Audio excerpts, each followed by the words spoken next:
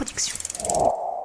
Dans l'épisode d'aujourd'hui, on reçoit Félix Bourg, l'un des marathoniens qui en quelques années a connu une ascension fulgurante. C'est parti.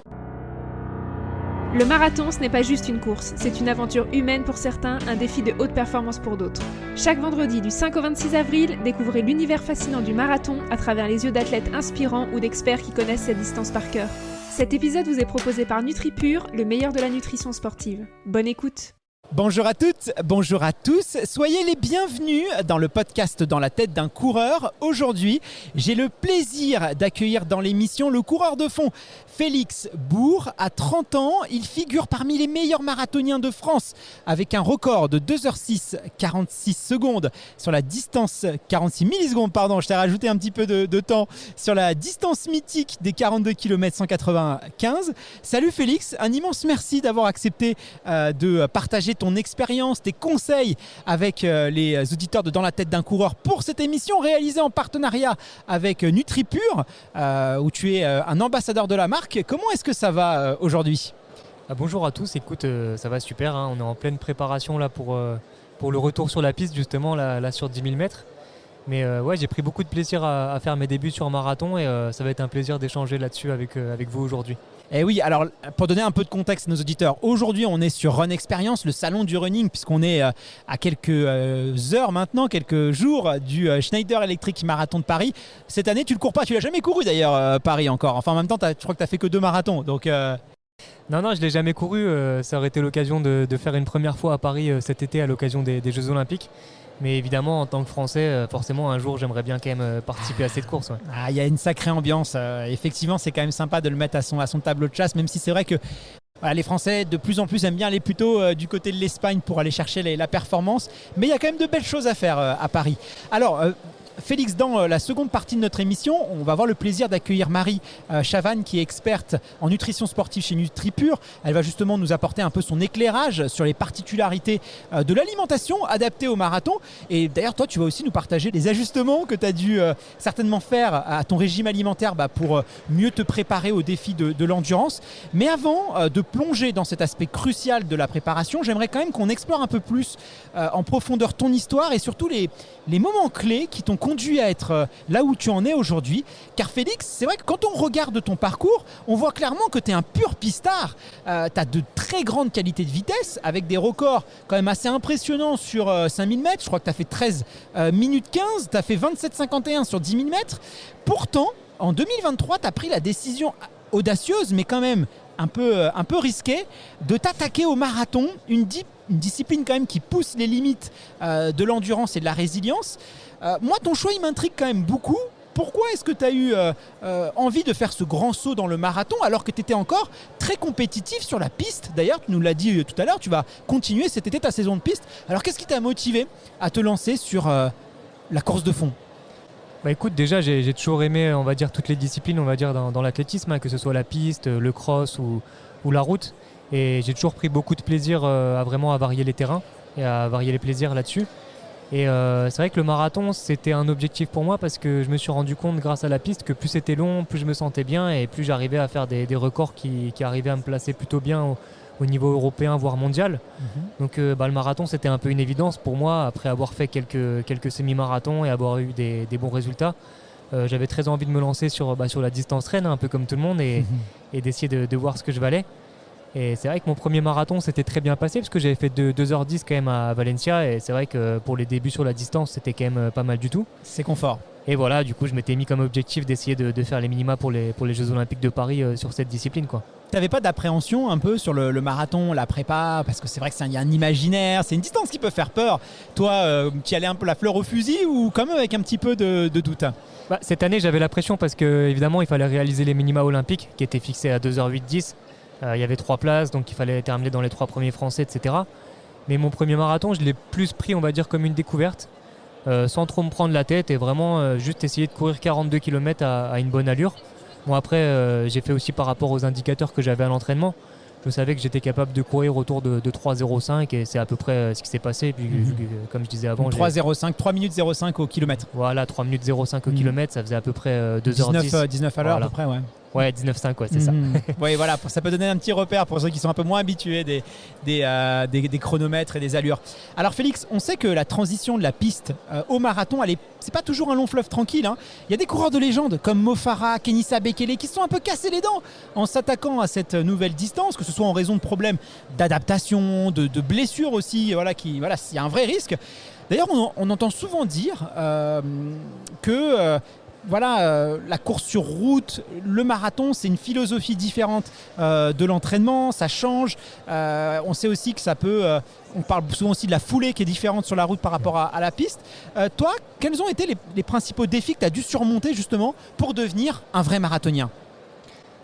Comme tu disais, déjà, il y a une histoire de foulée qui rentre en compte parce que déjà, le passage de la piste à la route, forcément, il y a une petite modification au niveau de la foulée.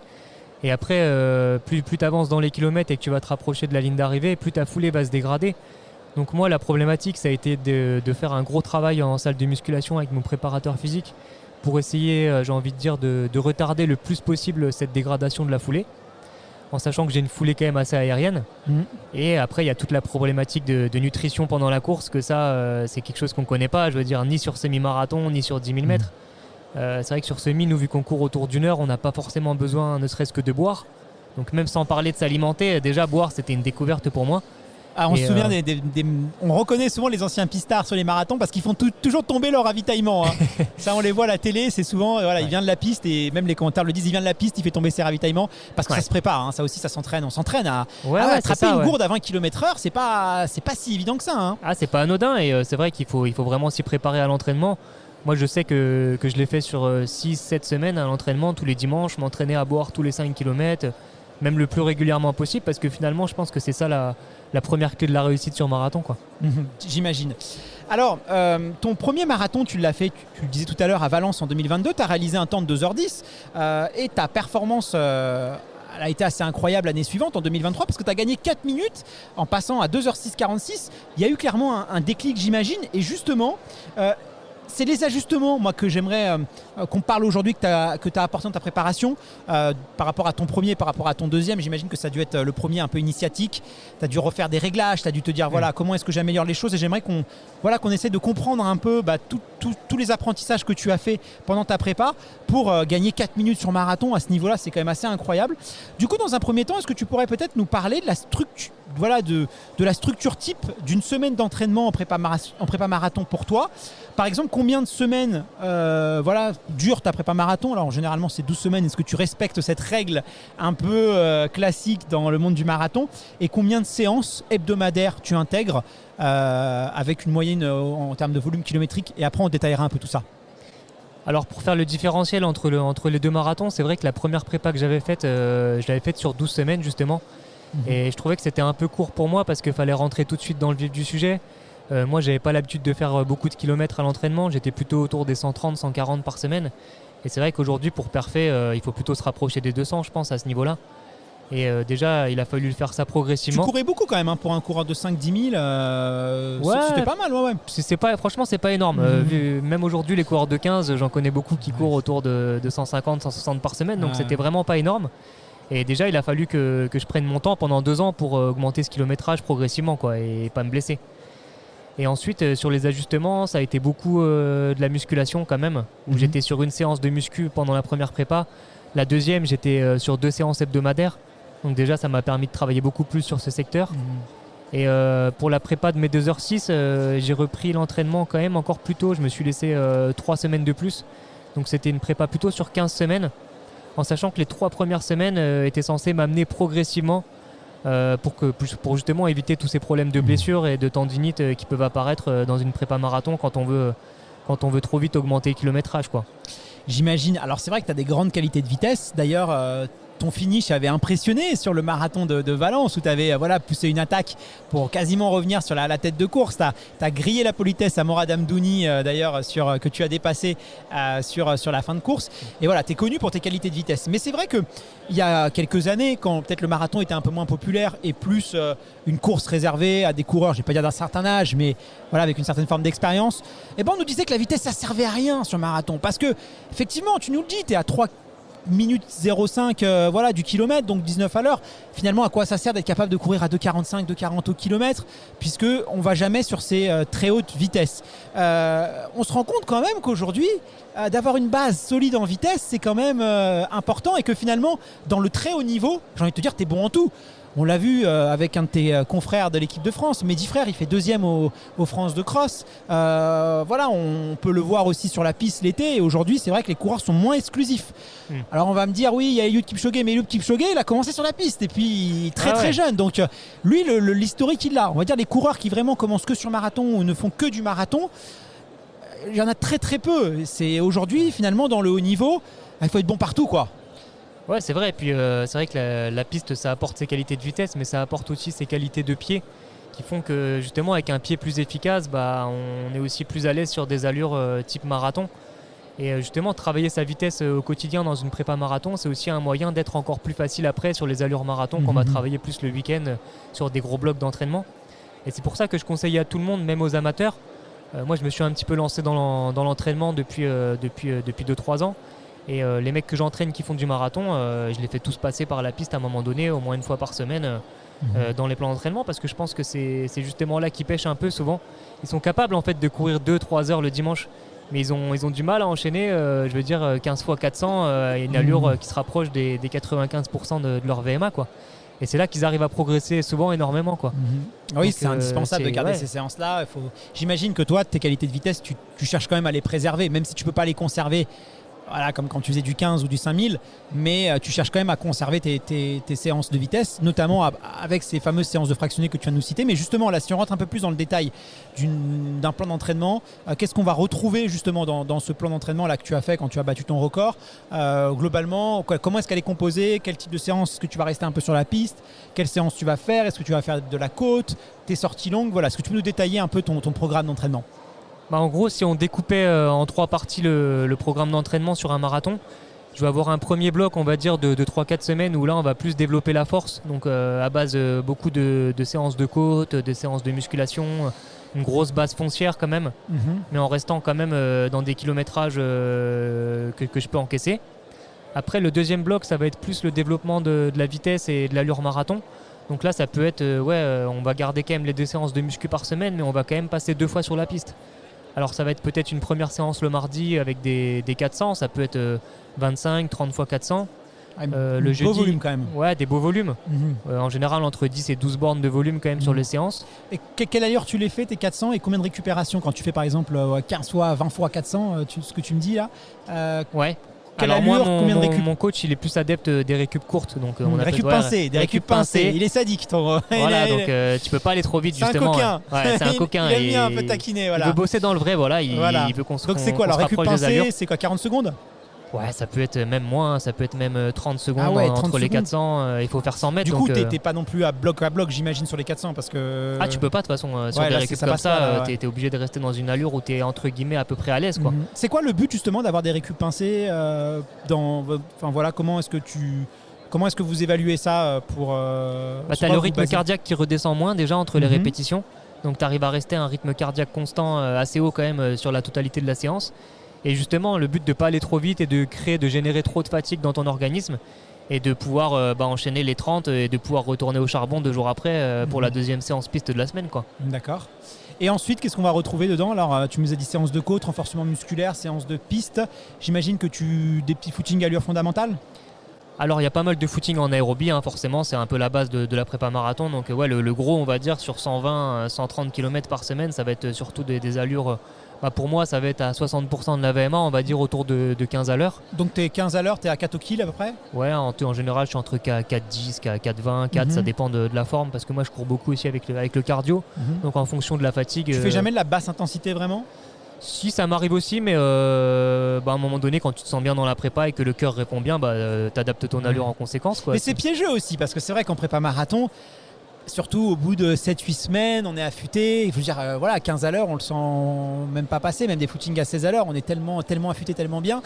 Mais c'est vrai qu'en fin de prépa, ça peut aussi laisser quelques traces. Des fois, parce qu'en fait, on est tellement bien que c'est même dur de jauger ses sensations. Parce que s'il y a bien une préparation où tu te vois vraiment progresser, comparément à la piste, j'en discutais aussi avec Méline, c'est vrai que la piste, les prépas s'enchaînent, les compétitions s'enchaînent, donc tu te vois moins progresser parce que tu es moins sur du temps long que ce que peut être un marathon. Ouais. Et donc le marathon, c'est vrai que tu te vois vraiment progresser, tu t'affûtes aussi beaucoup, tu fais beaucoup de kilomètres, donc le corps change, et puis tu deviens un gros moteur. Et donc c'est vrai que tu peux faire des sorties à 16-17 à l'heure et ça laisse zéro trace, quoi. Bah, ça laisse pas de traces, mais après moi je me laisse quand même en général 3 semaines après ma plus grosse semaine, 3 semaines de récup, on va redescendre en kilométrage jusqu'au marathon pour justement arriver à 100%, avoir cette fraîcheur et avoir cette fraîcheur mentale aussi et cette envie de tout donner le jour de la course, quoi, parce que c'est vrai que c'est hyper important aussi. Est-ce que tu peux nous partager un exemple d'entraînement qui t'a quand même aidé à améliorer ton endurance, d'être plus endurant, parce que tu viens quand même plutôt de la basse distance, donc pour travailler vraiment, te dire voilà, il faut qu'au 30e kilomètre d'un marathon, je sois capable de tenir le cours, même d'accélérer. Voilà des exemples un peu de semaines, toi, qui t'aident vraiment à booster ton endurance. Alors je dirais pas qu'il y a un entraînement, mais en fait je pense que la clé sur le marathon c'est la discipline, quoi. C'est essayer d'être le plus régulier possible, faire enchaîner les grosses semaines, justement pas en faire une et après plus rien faire. Il faut être capable d'enchaîner ces grosses semaines et de les encaisser physiquement, et c'est là où tout est la difficulté de la prépa marathon quelque part, quoi. Et ces sorties longues, là on passe à, j'imagine tu dois être à 15 heures, même peut-être entre 15 même voire 20 heures avec la musculation. D'entraînement peut-être à peu près un petit peu moins quand même, autour de plus 13-14 heures, mais après comme je disais, moi vu que je cours assez vite quand même, je fais beaucoup d'entraînement en endurance et qu'il n'y a pas beaucoup de très basse intensité, forcément je passe moins de temps à courir, mais au final le kilométrage il se rapproche à peu près de ce que les mecs qui courent 230, 240 km par semaine arrivent à faire, quoi. Et ça n'a pas été trop long, justement, trop fatigant, même d'un point de vue mental, parce que aussi le marathon, on y pense tout le temps. Tu vois, c'est vrai que c'est une course qui est presque obsédante par rapport à des 10 kills ou ce genre de choses. Et puis c'est un objectif aussi, je veux dire, on tente un peu le tout pour le tout, parce qu'un 10 kills, remarque, un 10 kills, ça laisse des traces, mais un 1500, des coureurs de 8, t'enchaînes les compétitions, c'est pas grave, ça se passe pas bien, tu vas sur une autre compétition. Le marathon, il n'y en a pas des masses dans la saison, donc on a peu le droit à l'erreur. Comment est-ce que toi, tu as vécu ça ? Bah, disons que là, forcément, tu es concentré pendant 3 mois sur un objectif final, mais moi, je me suis quand même mis un objectif intermédiaire à 5 semaines du marathon. C'était le semi de Valencia, où j'ai réussi à faire mon record aussi, d'ailleurs. T'as tout déchiré, sur le... Voilà, j'ai réussi à faire une super course. Donc déjà, ça me motivait pour le premier bloc, en sachant que j'avais cette course-là quand même assez importante, qui allait arriver à peu près à la moitié de la prépa. Mais après, ce que tu peux faire aussi, c'est que le dimanche, plutôt que d'aller faire une sortie de 35 bornes tout seul le long du canal, c'est aller faire un semi-marathon où tu vas faire ton bloc d'entraînement pendant le semi-marathon. Alors déjà là c'est plus cool parce que tu peux profiter des ravitaillements pendant la course, tu peux profiter de la foule, tu peux profiter des autres athlètes qui courent autour de toi, donc c'est toujours mieux que de faire ça tout seul, en tout cas c'est plus motivant, quoi. J'imagine. T'es quand même assez neuf sur marathon, t'es encore un petit genou de la distance. Est-ce qu'il y a un entraînement ou des choses, des éléments de ta prépa qui t'a semblé quand même très difficile, et à contrario des choses qui t'ont beaucoup appris, qui t'ont surpris et que t'as vraiment adoré? Qu'est-ce qui a été le plus dur et le plus plaisant dans ta prépa et dans le marathon aussi? Bah écoute, moi là où je prends le plus de plaisir finalement comme un vrai coureur, j'ai envie de dire, c'est dans la difficulté, quoi. C'est la sortie du dimanche la plus importante, où là tu vas justement aller chercher des kilométrages hyper importants et qui vont te donner des très bonnes indications sur le jour de la course que tu vas pouvoir faire. Et moi c'est ça qui m'intéresse, quoi. Donc non, finalement j'essaye de prendre beaucoup de plaisir même dans la difficulté et d'essayer de me relâcher, tu vois. J'ai fait aussi pas mal de travail avec le préparateur mental là-dessus pour essayer de rester concentré et d'avoir plus de facilité à évoluer dans les moments plus difficiles, quoi, on va dire. En prépa mentale, tu vas travailler plutôt quoi? La sophrologie, de la visualisation? Qu'est-ce que tu vas faire sur cette partie mentale? Ouais, plus de la visualisation et justement essayer de rester concentré dans le moment présent, sur tes mouvements, sur l'impact de ta foulée au sol. Le relâchement. Et c'est ça finalement qui te permet de sortir des fois des spirales négatives qui peuvent arriver sur des grosses séances ou des compétitions assez longues, quoi. Ça t'a beaucoup aidé, ça? Ouais, je pense que ça m'a permis de passer un cap, ouais. Comment tu gères justement aussi la récupération, la prévention des blessures, ce genre de choses? Bah écoute, moi je suis accompagné déjà par NutriPure depuis presque 2 ans maintenant. Donc ça me permet d'avoir une complémentation justement alimentaire et qui me permet d'éviter déjà pas mal de pépins physiques et de pouvoir mieux enchaîner les séances, etc. Et finalement c'est ça qui fait qu'il y a des perfs au bout, c'est de pouvoir enchaîner les séances sans se blesser et en étant à 100%, quoi. Eh ben justement, merci pour cette transition Félix et puis pour ce partage d'expérience. Ce que je te propose maintenant, c'est qu'on passe à la deuxième partie de notre émission où nous allons aborder un aspect tout aussi crucial de la performance athlétique. de la récupération, de la prévention des blessures, c'est la nutrition. Et c'est avec beaucoup de plaisir qu'on accueille Marie Chavannes, qui est experte en nutrition au sein de NutriPure. Elle va nous éclairer sur l'importance de l'alimentation dans la réussite d'un marathon. Salut Marie, merci beaucoup d'avoir accepté de répondre à nos questions. Comment est-ce que ça va aujourd'hui ? Ça va super, merci. Et vous ? Ça va super. Écoute, on a hâte de te voir parce que c'est vrai que on n'a pas encore parlé de nutrition, d'alimentation et c'est crucial dans le marathon. Et justement, Félix, on dit souvent que les pistards, c'est pas forcément les plus pointilleux en matière d'alimentation équilibrée. Sur les courtes distances, ils sont parfois un petit peu plus souples. Alors moi, je me suis entraîné avec des sprinters. Puis je peux te dire que c'est pas beau tout le temps à voir quand j'étais dans mon ancien club. Toi, en passant au marathon, est-ce que tu as quand même ressenti le besoin de revoir un peu ton approche de l'alimentation et de devenir un peu plus peut-être attentif à ce que tu manges ? Ouais, complètement. Je pense que tu as bien résumé. Quand tu fais de la piste, c'est quand même... je veux dire, les préparations déjà sont beaucoup moins traumatisantes et les compétitions aussi, forcément. Donc tu fais un petit peu moins attention à tout ça, même si finalement l'avoir fait déjà plus jeune, ça aurait pu m'apporter beaucoup, je pense. Ouais. Mais je me suis vraiment entraîné à progresser là-dessus en passant sur le marathon. Donc avant, tu étais un petit peu plus souple. Alors souvent, les pistards, ils aiment bien, ils font gaffe à leur nutrition une semaine avant la compétition. Alors, ils se disent, voilà, peut-être que je m'y intéresse. Ah mais c'est trop tard. Ouais, c'est assez limite. Mais bon, après, on est plus jeune, donc c'est vrai que voilà, c'est aussi, on peut avoir un petit peu plus de souplesse. Alors Marie, toi, tu travailles pour NutriPure. NutriPure, c'est vrai que c'est une marque qui est de plus en plus populaire, appréciée parmi la communauté des sportifs, tant amateurs que professionnels d'ailleurs. Est-ce que tu pourrais d'ailleurs nous raconter, alors brièvement, mais un peu l'histoire de cette marque récente que moi je ne connais pas encore. J'ai même pas encore eu la chance de goûter les produits, mais je crois que ça serait. Mais je crois que c'est quand même assez jeune, non comme Oui, tout à fait. NutriPure a été créé en 2017 par deux frères fondateurs que sont Florent et Christophe Cario, qui lui est 5 fois champion du monde de karaté. Et pour la petite histoire, Christophe, qui à la suite d'une grosse blessure, donc une rupture totale du mollet, a revu un petit peu sa façon de penser, de s'alimenter et aussi de se complémenter. Et à l'époque, il ne trouvait pas en fait sur le marché de compléments alimentaires qui répondaient à son cahier des charges relativement strict, raison pour laquelle il a créé NutriPure en vue d'accompagner et d'aider tout sportif, quel que soit le niveau, à activer leur potentiel. Donc une marque française, je crois que vous êtes basé à Toulouse et c'est vrai qu'il y a toujours une philosophie derrière une marque de nutrition sportive. Quelle est la philosophie justement de NutriPure aujourd'hui, comment vous concevez les produits ? Alors on sait qu'il y en a qui sont plus portés un peu plus sur la science, alors je ne vais pas dire sur le chimique, mais qui vont plus chercher la molécule, d'autres qui sont plus sur le naturel. J'ai l'impression, mais c'est peut-être une erreur, que c'est un peu le meilleur des deux mondes. Je ne sais pas si oui, tu vois alors bien les choses. L'idée dans notre cahier des charges, comme je le disais, c'est vraiment d'être le plus transparent possible, d'avoir vraiment cette notion de traçabilité en sélectionnant nous-mêmes nos matières premières que l'on fournit à nos façonniers. Et derrière de respecter le cahier des charges sans OGM, sans nanoparticules, sans tout ce qui est ultra transformé, d'être le plus brut possible, le plus qualitatif pour accompagner, comme je le disais, tout sportif à activer son potentiel. Alors c'est vrai que nous, les coureurs à pied, alors voilà, ce n'est que mon avis personnel. Félix, tu me dis si tu n'es pas forcément d'accord avec moi ou là, voilà, si tu partages mon avis, mais c'est vrai que les coureurs à pied, c'est quand même des gens qui sont assez, voilà, je ne vais pas dire bon élève, mais qui essaient quand même d'avoir une alimentation saine, variée, en tout cas qui ont l'impression qu'ils ont une alimentation assez saine, variée.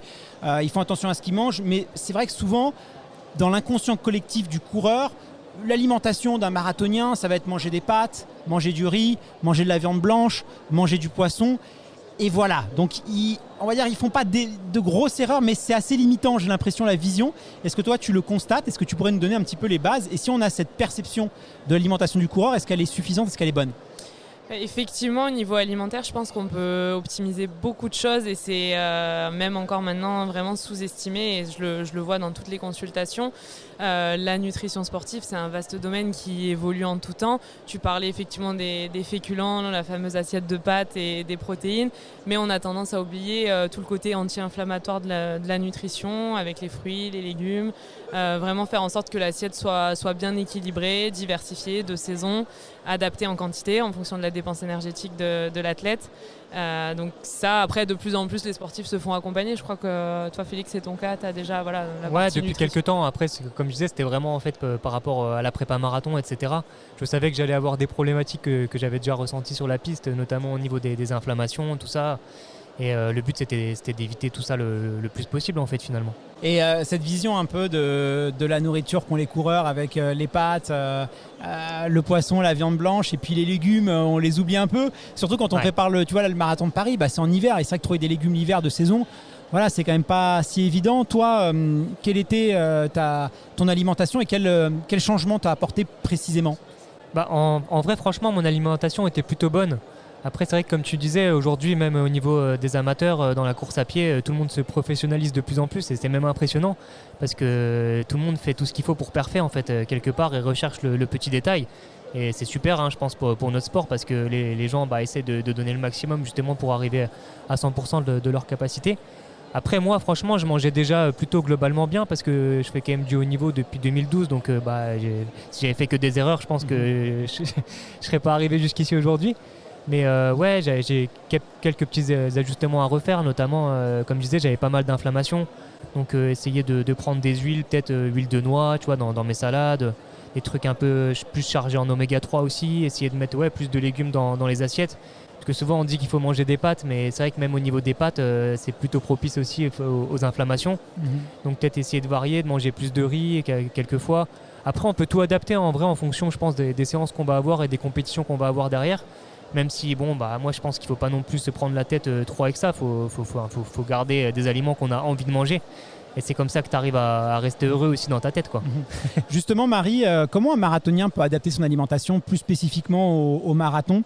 Quels conseils tu pourrais donner aux gens s'ils veulent bien composer leur assiette ? L'assiette sportive, généralement, on recommande du 1 tiers, 1 tiers, 1 tiers, donc autant de légumes que de féculents, que de protéines. D'adapter, comme je le disais, l'aspect quantitatif en fonction du volume d'entraînement de manière progressive aussi. Et la grande différence avec le marathon, c'est toutes les stratégies hydriques et nutrition sportive qu'on va devoir mettre en place avec les sorties qui vont dépasser 1h30 où on va intégrer des glucides, du carburant qui va être consommé à l'effort. Les glucides, c'est vraiment stratégique quand on fait de l'endurance. Oui, au-delà d'1h, 1h30, ça a vraiment du sens puisque pour donner un ordre d'idée, le glycogène, donc c'est la réserve d'énergie qu'on a au niveau musculaire, en 1h30 à 75% de la VO2 max, il est consommé. Il est utilisé. Toi, tu sais un peu, Félix, les glucides que tu consommes, est-ce que c'est des choses auxquelles tu prêtes attention, que tu as mesurées déjà ma première prépa à un marathon, j'avais pas mesuré tout ça. Et j'avais pas pris de gel, j'avais pris que des ravitaux liquides et c'est vrai que du coup j'avais pas mon apport suffisant au niveau des glucides et j'ai eu une panne d'essence au 38e kilomètre donc autant dire que les 4 derniers kilomètres ont été longs et autant la deuxième prépa j'ai tout calculé avec un labo etc. Comment tu as fait justement pour tout calculer ? C'est intéressant de savoir. C'était à fond romeu avec le sport scientist du Krebs justement.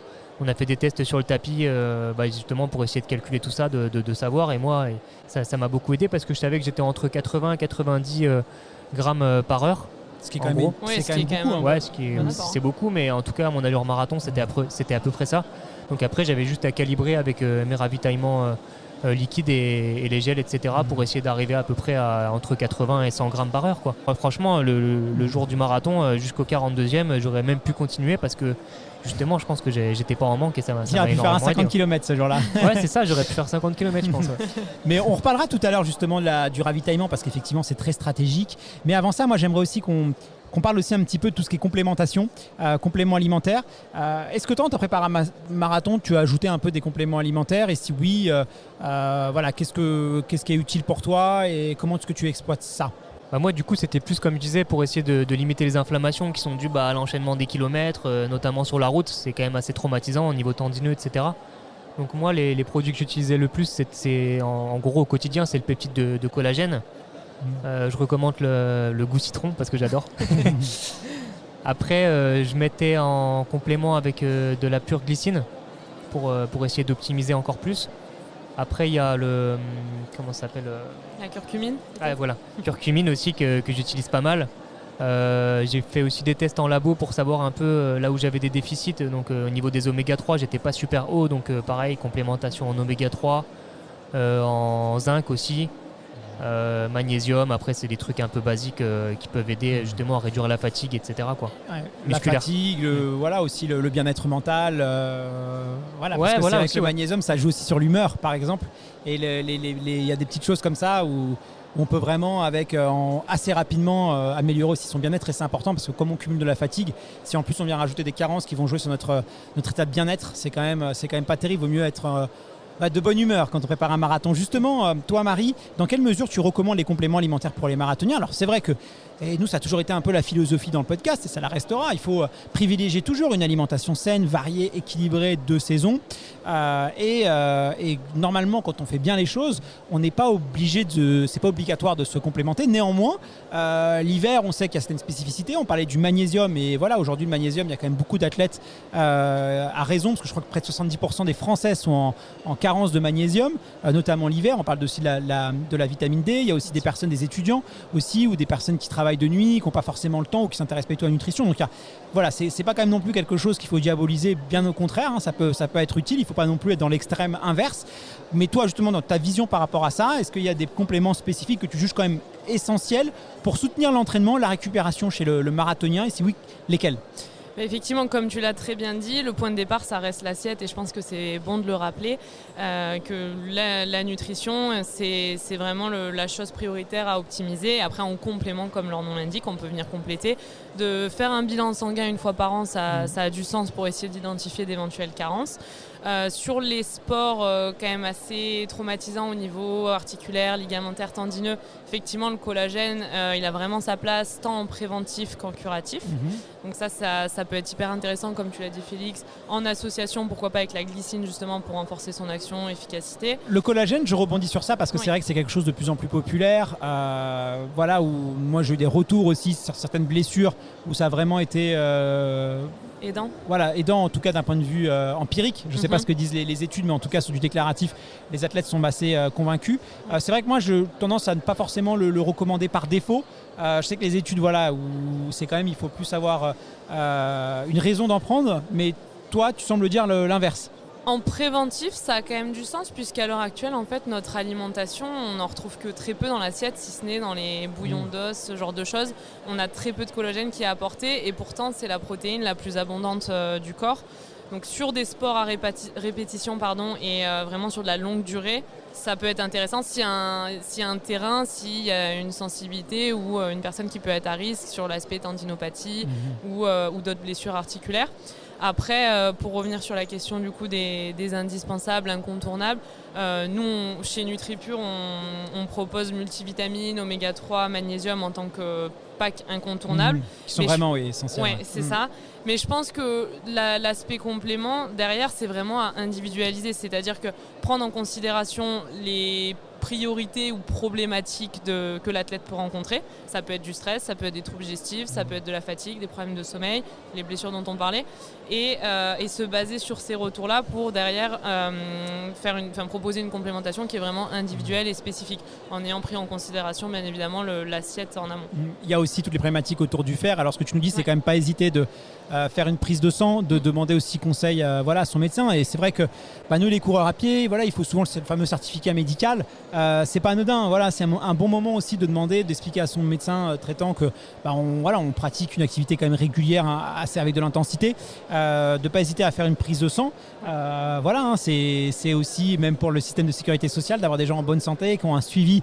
C'est pas accessoire, hein, ça permet justement d'anticiper, d'éviter les maladies qui après coûtent très cher à l'État. Parce que je dis ça parce que voilà, des fois on a des gens qui disent mais vous vous rendez compte? Non, la prévention c'est bien aussi. Il n'y a pas que soigner les gens et ça coûte moins cher justement souvent la prévention. Donc j'anticipe un peu tout ça.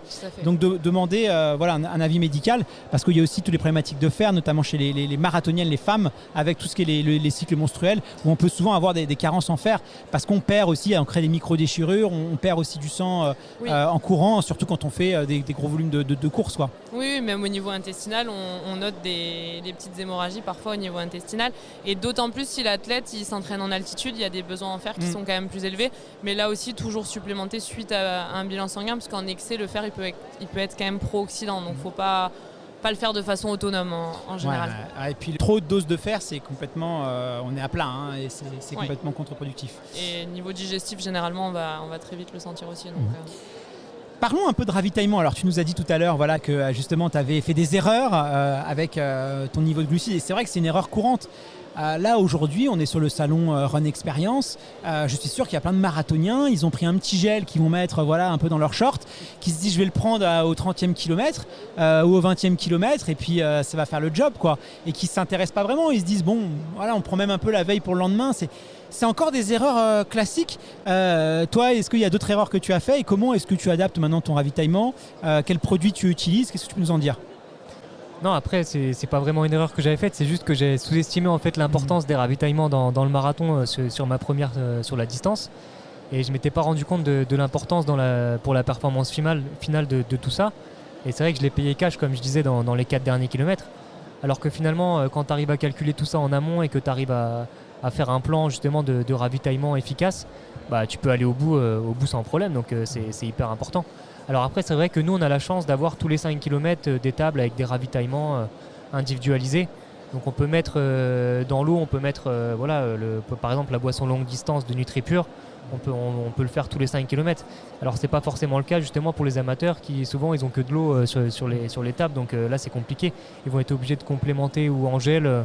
Après, je sais pas trop ce que ça pourrait représenter sur une allure, je sais pas, par exemple autour de 14 km/h. Ouais, pour les amateurs, même pas, sur un 3h30, 4h. Ou sur un 3h30, ouais, je sais pas. En quantité de glucides par heure d'effort, on va toujours essayer de chercher entre 60 à 90 grammes de glucides par heure. C'est quand même pas mal. Hein. En vue d'optimiser les performances et essayer d'échapper du coup à ce fameux mur du marathon qui est démonstratif directement de l'affaiblissement de nos stocks d'énergie, de glycogène. Donc après, oui, tu parlais du longue distance, ça peut être via la boisson d'effort, via des stratégies de compote, de gel, des choses vraiment digestes qui ont dans tous les cas été testées à l'entraînement, ça c'est la règle d'or. Mais on n'achète pas le veille sur le salon pour le lendemain du marathon. Non, ouais, c'est un peu risqué, mais ça peut passer, hein, parce qu'il y en a qui me disent mais moi j'ai fait ça c'est rien. Oui, ça peut passer, mais ça peut aussi. Ouais, c'est le test and learn, hein, j'ai envie de dire, on teste et on apprend, mais ouais, effectivement. Après, c'est plus une histoire de goût, je pense, pour le ravitaillement. Il y en a qui préfèrent les solides, il y en a qui préfèrent les liquides. On sait que dans une barre ou dans un gel, il y a à peu près 30 grammes, il me semble. Donc par heure, ça représenterait à peu près 2 quand même. Il faudra en prendre à peu près 2 par vaut heure. Mieux, moi, je sais qu'il y a des nutritionnistes qui recommandent des prises toutes les 20 minutes, justement pour pas avoir à prendre des grosses doses toutes les heures. Mieux vaut fragmenter et prendre des petites doses toutes les 20 minutes. Ouais, et c'est quand même une bonne stratégie pour, justement pour les coureurs, mais même des coureurs en 2h30 hein, quand on a... Parce que si vous comptez trop, alors des fois on peut mettre un Ségour, nous quand on est en 2h30, 3h sur marathon, on peut aussi, mais il y en a plein, il y a quand même plus de risques que l'élite où on va vraiment dans des zones qui sont sécurisées et tout. Donc voilà, c'est mieux de... Et je pense que c'est une erreur que beaucoup font, c'est de fractionner, c'est toutes les 20 minutes des petites doses. Et ça se travaille aussi à l'entraînement. Alors justement, Marie, est-ce que tu peux nous rappeler un peu l'importance du ravitaillement sur un marathon, des stratégies que toi tu recommandes pour s'assurer que le marathonien il reste hydraté et énergisé tout au long de la course? Quelles sont les bonnes pratiques? Effectivement, comme tu le disais, cette notion de fractionnement, elle est indispensable. Au niveau de l'hydratation, on va toujours anticiper la sensation de soif et toutes les 15-20 minutes, faire en sorte d'avoir un petit apport hydrique. Pourquoi pas avoir une flasque d'électrolytes, une flasque de boisson énergétique, faire en sorte vraiment d'avoir les apports au bon moment pour apporter au corps tout ce qu'il va perdre en termes de vitamines, de minéraux, de glucides. Lors du marathon et de venir compléter avec un apport par le biais des gels, des compotes, des bananes, des purées, de ce qui passe, ou ça peut être des barres aussi. Faut vraiment le tester. C'est vrai qu'à l'effort, le tube digestif il est au repos, donc faut vraiment être sûr de ce qui passe ou ce qui ne passe pas, et de la version sucrée, voire même des fois salée, hein. Il y en a qui sont un peu écœurés de consommer un peu trop de sucre, donc faut le tester à l'entraînement, et ensuite le jour J, cette notion de fractionnement elle est indispensable, et avoir en tête qu'est-ce qui est à mettre en place le jour J. Ne rien inventer en tout cas. Oui, parce que c'est vrai que les troubles digestifs ça peut complètement anéantir la course, et puis même à l'entraînement, si tu veux, on court pas à 42 km 195, tu vois, même les sorties longues les plus longues, ça va être 30 km, donc on rentre quand même dans l'inconnu après 30 km, et on peut avoir fait de la piste pendant 10 ans, avoir fait des 10 km pendant 10 ans, n'avoir eu jamais aucun pépin physique sur marathon, avoir fait ses premiers entraînements, ses sorties longues 25-30 km, ça va, et le jour du marathon, c'est là où on se rend compte que on a quand même des choses qui se réveillent et qu'on n'avait pas vu avant. Et ça, c'est un vrai risque. Je sais pas si toi, tu as eu ces soucis-là, ces écueils-là. Bah ouais, d'où l'importance justement d'anticiper à l'entraînement et déjà de mettre en place sa stratégie de ravitaillement sur les sorties longues du dimanche pendant 3, 4, 5, 6 semaines à l'avance. Moi, c'est ce que je fais tout le temps maintenant et c'est comme ça que j'ai pas eu de surprise justement. Pareil, au niveau des gels, j'avais l'habitude d'en prendre un complet et des fois j'avais des points de côté pendant les sorties longues. Donc maintenant, ce que je fais, c'est que je préfère les prendre en 3 fois.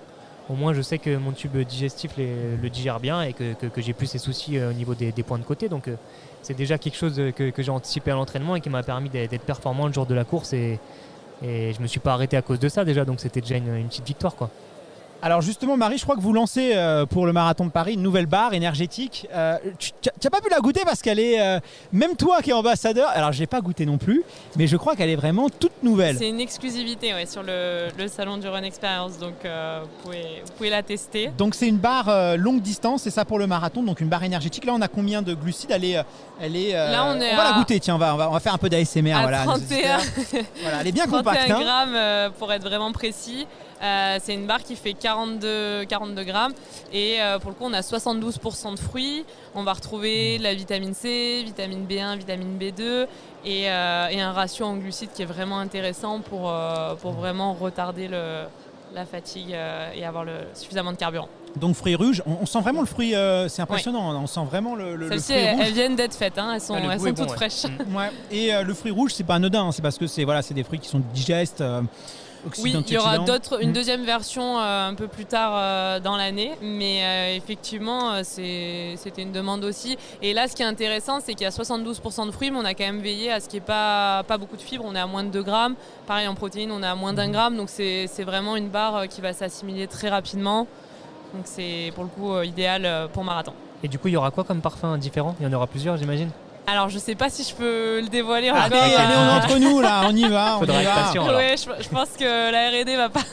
Non, mais c'est important de un peu choisir une d'exclusivité saveur pour les auditeurs. Mais C'est par important contre, de si choisir t'as une saveur intéressante pour l'athlète aussi. Oui, bien sûr, tout à fait. Et si toi, tu as des attendus en termes de goût, tu peux tout à fait nous les partager. Et ça peut être l'occasion qu'on travaille derrière dessus si tu me dis ce que tu aimerais avoir et puis on verra ce qu'il y a. Moi, c'est vrai qu'en général, même sur mes ravitaillements liquides, je mets souvent fruits rouges parce que moi, personnellement, j'aime bien et je trouve que ça passe bien. Elle est délicieuse, elle est vraiment très très bonne. Sinon, citron, c'est pas mal aussi en général. Okay. Après, il y en a qui préfèrent au chocolat. Après, voilà, c'est une histoire de goût. Bien sûr, oui. Mais déjà, envoyer un message au cerveau, quelque chose de positif, c'est bien pour l'athlète pendant l'effort. Le sucre, ça active quand même le circuit de la récompense et ça même en bouche, les études elles le montrent, il y a des bénéfices. Mais des fois, c'est bien de se raccrocher justement à son ravitaillement, tu vois aussi à prendre du plaisir, parce que c'est vrai que c'est important. Si on n'aime pas son ravitaillement, et dans les bars, moi j'en ai quand même goûté pas mal, de par je suis coureur, de par mon métier aussi, j'en vois. Et c'est vrai que si on prend pas de plaisir Bon, après les goûts changent avec l'effort. Des fois. Ça aussi, il faut faire attention. C'est la récompense, tous les 5 km. Un bon ravitaillement. Voilà. Si on n'a pas fait les 5 km suivants, on ne l'a pas mérité. Avant de se quitter, est-ce que tu sais un peu les calories que tu brûles parce que ça, c'est vrai que c'est un écueil aussi en nutrition, c'est que souvent les coureurs à pied, ceux qui sont plus à la recherche de performance, ont tendance à sous-estimer les dépenses énergétiques et pas forcément à adapter. Alors c'est vrai qu'il y a un peu cette culture, on aime bien perdre du poids, on a l'impression que... Mais trop perdre de poids aussi en prépa marathon, ça peut être délétère. Est-ce que toi tu fais attention à ça? Parce que c'est vrai qu'il faut apporter derrière les calories et c'est pas si évident que ça quand tu veux apporter de la bonne calorie, surtout si des personnes qui sont végétariens ou ce genre de choses. Quand tu as 4000 dépenses, il faut pouvoir d'ailleurs Ouais, non mais c'est clair. Après j'avais essayé de le calculer à un moment donné et après je me suis rendu compte que c'était vraiment compliqué de calculer hyper précisément combien de calories tu brûles ou tu ingurgites chaque jour. Mais je sais que j'étais à peu près quand même autour de 3000.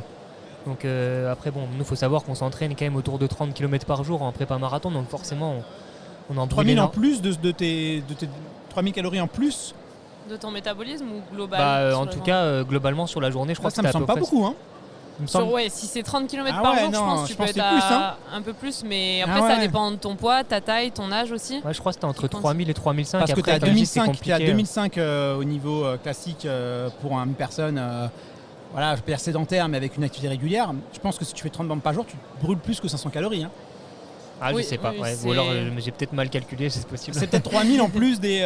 Ouais, peut-être en plus à ce moment-là, je sais pas. Je pense que tu es plus près, ça me semble, je parle sous ton contrôle Marie, mais je pense qu'il est plus près des 3500-4000 calories jour. Avec 50 bandes par jour. Hein. Oui, si vraiment tu es en période, je pense, de prépa, si tu fais... Plus les muscles ou si tu fais un peu de renforcement musculaire en plus.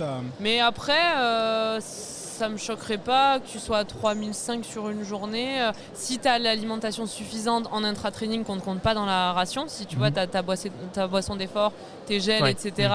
Pendant l'entraînement, tu vas pas être en déficit avec 3000, 3005, non, ça me paraît quand même cohérent, sous réserve que tu t'alimentes pendant les 30 km, que tu aies vraiment la bonne gestion à l'effort. Ouais, ça c'est à chaque fois que je fais 30 km, de toute façon j'ai toujours les ravitaux tous les 5 km, etc. Donc on fait attention à tout ça. Ouais. Mais en tout cas, j'ai jamais eu de soucis particuliers en faisant attention quand même à l'alimentation. Tu manges quand même, tu veilles quand même à bien manger et à manger en quantité suffisante, j'imagine. Voilà, ouais, j'essaie de manger vraiment à ma faim. Si j'ai très faim, je mange beaucoup, là, il n'y a pas de souci avec ça.